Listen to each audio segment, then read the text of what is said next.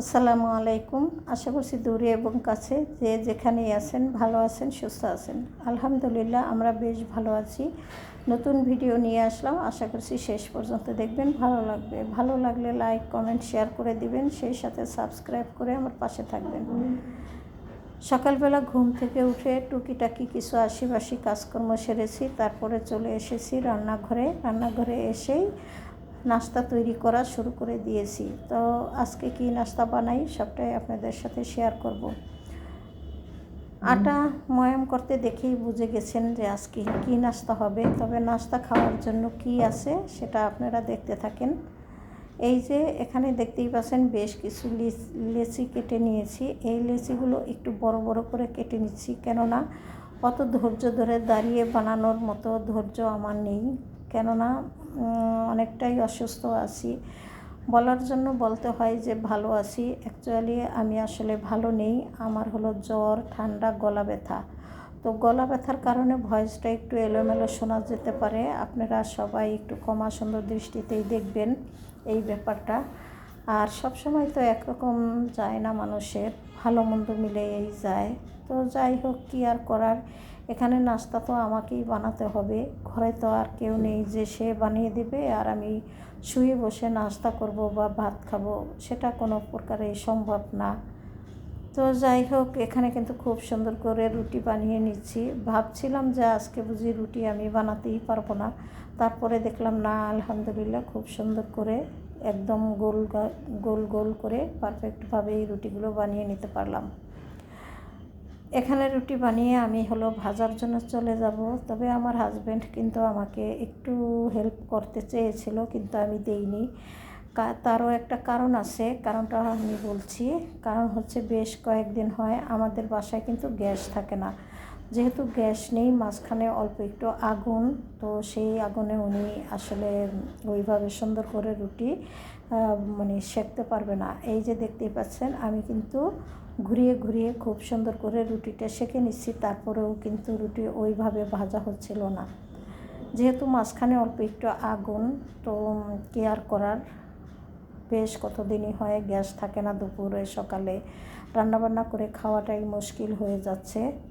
তো রুটি তো তৈরি করে নিয়েছি। গতকালকের যে মুরগির মাংস রান্না করা ছিল সেই ঝোল দিয়েই আজকের নাস্তাটা আমরা করব। তো অলরেডি ডাইনিংয়ে কিন্তু আমি নাস্তা দিয়ে দিয়েছি, সেই সাথে মিষ্টি এনেছিল ছেলে। খাওয়া হয়ে গেছে, অল্প কয়েকটা আছে, সেখান থেকে 3টা মিষ্টি আমি দিয়ে দিলাম, যে খাবে, না খেলে তো নাই। এখন চলে আসলাম নাস্তা করার পরে। এই প্লেট বাটিগুলো তো আমি আগেই গুছিয়ে রেখে গিয়েছিলাম, আর অলরেডি ডাইনিংয়ে কিন্তু নাস্তা খাওয়া চলছে। তবে নাস্তা করা তো এখনও শেষ হয় নাই, সেই প্লেট বাটিগুলো তো অবশ্যই রয়ে গেছে। আর এইগুলো তো আটা ময়াম দিয়েছিলাম, বা রুটি বেচেছি, তাওয়া, ফিরি, বেলুন সবই আর কি। এগুলো আগে ধুয়ে নিই, তারপরে প্লেটগুলো এনে সমস্ত সব ধুয়ে খুব সুন্দর করে রেখে দেব। সকালবেলার কাজ তো মোটামুটি শেষ হলো, দুপুরবেলার কাজ তো পড়েই রয়েছে, তারপরেও তো রাতের জন্য কাজ থাকে। তো মাঝে মধ্যে আমি আসলে আপনাদের সাথে বিকেল থেকে ভিডিও শেয়ার করব। ভিডিওগুলো কেমন হয় আপনারা দেখবেন, আসলেই ভালো লাগবে। তবে ভালো লাগার মতো কোনো কিছু আমার ভিডিওতে না থাকলেও প্রচুর পরিমাণে কাজকর্ম করা আছে, সেগুলো আপনারা দেখতে পাবেন। এই যে এখানে দেখতে পাচ্ছেন প্লেট বাটিগুলো কিন্তু আমি ইচ্ছে করলে শুরুতেই একদম ভীম সাবান নিয়ে মেজে ঘষে নিতে পারতাম, কিন্তু ওইভাবে মাজতে আমার মোটেও ভালো লাগে না। কেননা প্লেট বাটি খাওয়ার পরে বা রান্না করার পরে কিন্তু কিছুটা এঁটো জুটা থেকে যায়, সেগুলো আসলে প্রথমে ধুয়ে নিলে পরবর্তীতে ভীম সাবান দিয়ে মাজলে কিন্তু ভালো হয়। অনেকে দেখি সেই এঁটো জুটার ভিতরেই একেবারে খুব সুন্দর করে ভীম সাবান কতখানি দিয়ে মাজা কষা শুরু করে দেয়। আমি আসলে ওইভাবে পারি না, সেই কারণে আমার কিন্তু কাজ করতে অনেকটা সময়ও লেগে যায়। অনেকে কাজ করে হয়তো, যে কাজ হয়তো 10 মিনিটে আমার লাগে 15 মিনিট, কেননা আমি একটু বাড়তি কাজ করি সব কাজের বেলাতেই। আর বাড়তি কাজ না করলে আমার মোটেও ভালো লাগে না, মনে হয় যেন কাজটা স্বয়ং সম্পূর্ণভাবে মানে শেষ হলো না। যাই হোক, এখানে আমি কিন্তু প্লেট বাটিগুলো খুব সুন্দর করে ধুয়ে নিলাম। আর এই যে দেখতে পাচ্ছেন এক এক করে কিন্তু খাবার প্লেট আমার এখানে চলে আসছে। তো প্লেট তো ধুয়ে নিলাম, আর তার আগে কিন্তু ঝোল গরম করেছিলাম কড়াইতে, সেই কড়াইটাও এখানে আছে, সেটাও আর কি খুব সুন্দর করে মেজে নিলাম। তো এক এক করে খাওয়ার দাওয়ার প্লেটগুলো আমার পিছনে দিয়ে যাচ্ছিলো, আর আমি কিন্তু সেগুলো সামনে এনে খুব সুন্দর করে ধুয়ে রেখে দিলাম।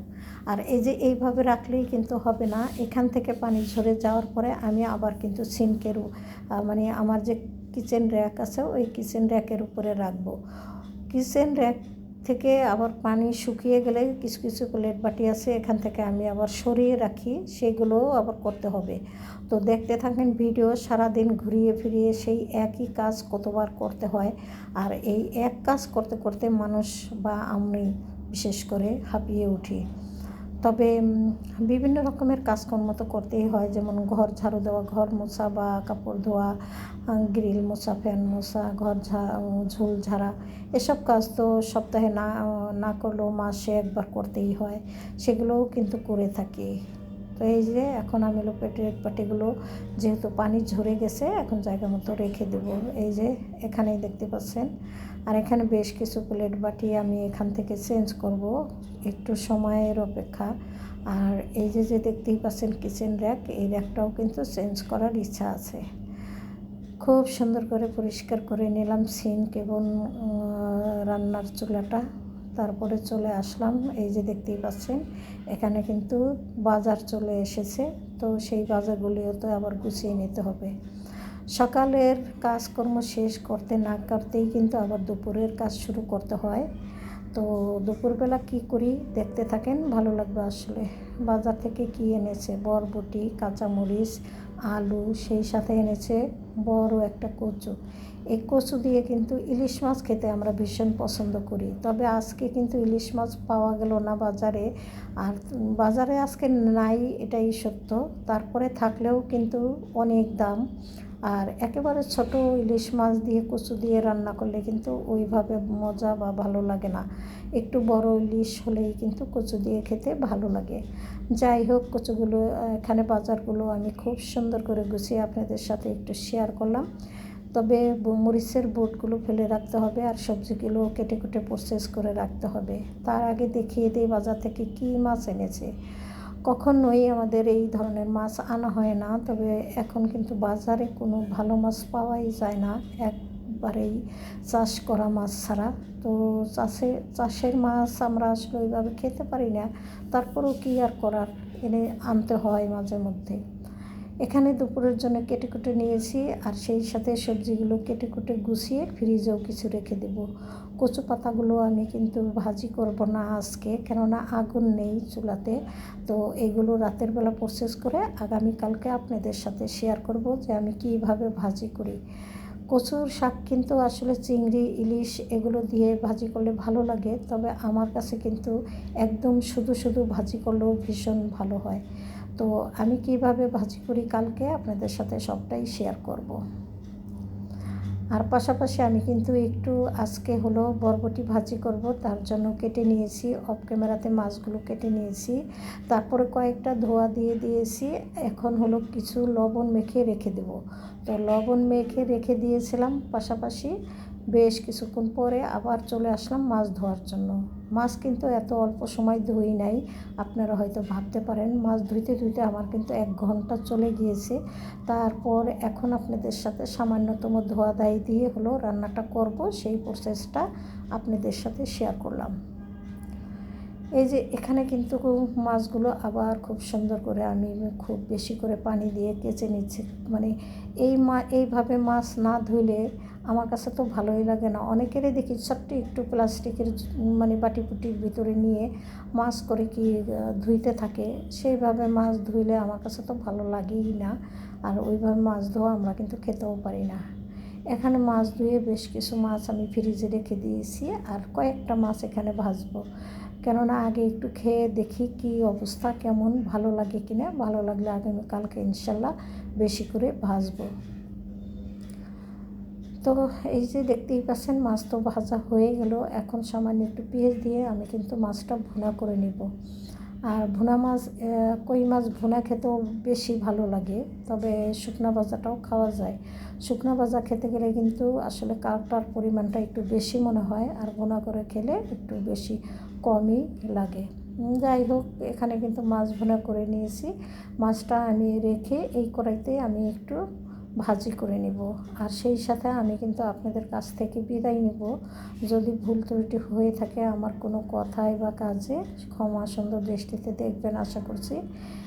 তো সবাই ভালো থাকেন, আপনাদের কাছ থেকে বিদায় নিই। আল্লাহ হাফেজ, আসসালামু আলাইকুম।